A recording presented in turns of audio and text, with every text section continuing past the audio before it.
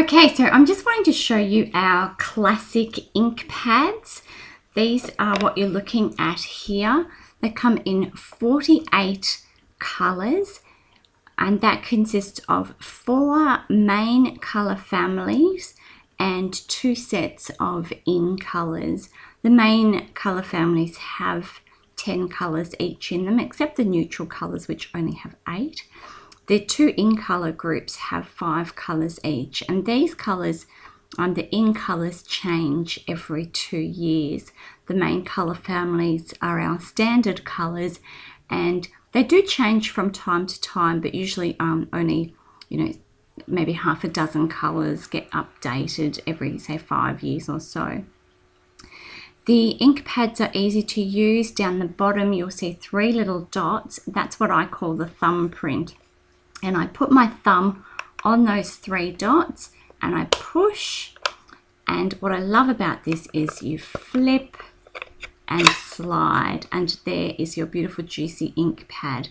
So as you can see from that action, the ink pad itself is actually in the lid.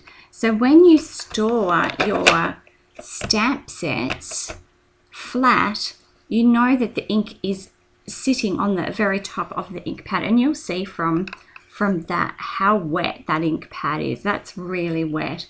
Now I've got to get a baby wipe to wipe my fingers with. So I absolutely love these juicy water based dye ink pads. They wash out in water, so you can clean finger, although it wouldn't come that clean with the red or the purple. They're really easy to use. I'm just going to grab a rubber stamp, one of our Flower Shop pansy stamps, and just show you how easy it is. So the stamp is just it's a semi-solid image. It's got a bit of a speckled effect. Now with this stamp, you just pop it on there. Now you'll see I'm not pressing down hard at all. I've just sat it on top. I turn it over, I have a look at it. It's not quite inked up as much as I'd like, so I'm just going to go tap, tap, tap and turn it over again, and you can see now that that is fully inked. And then it's just a matter of straight down, straight up. Now I often see people put the stamp on the ink pad and then they press really hard and they get ink all the way around the outline rubber, and they get ink, as you can see there, on the corners of the wood.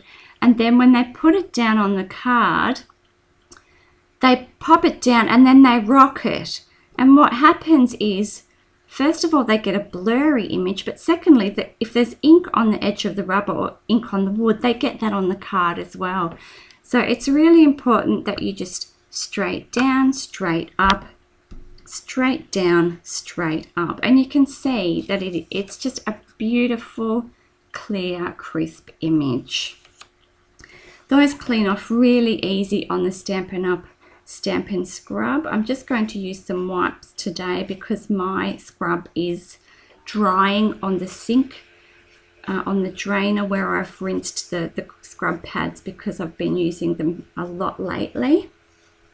There's another technique that I would like to show you so that you can get a variety of colour on your stamps. This technique is called rock and roll. You always start with your lightest colour first. So same again, straight down, straight up. Check that it has the ink all over it, which in this case it certainly does. Then I'm going to change to a slightly darker colour, in this case real red. And this is where the rock and roll part of the technique comes in. And this is why there's actually ink on the corners of my blocks. I'm just going to rock and roll that gently on there. And then when I pop it down on the card, straight down, straight up, you can see that I have a multicolored image there with the red tips on the flower. Now, normally I would use much nicer colors than that combination, but I wanted it to stand out so that you could see how that works. And again, I'm just wiping that excess ink off with the baby wipe.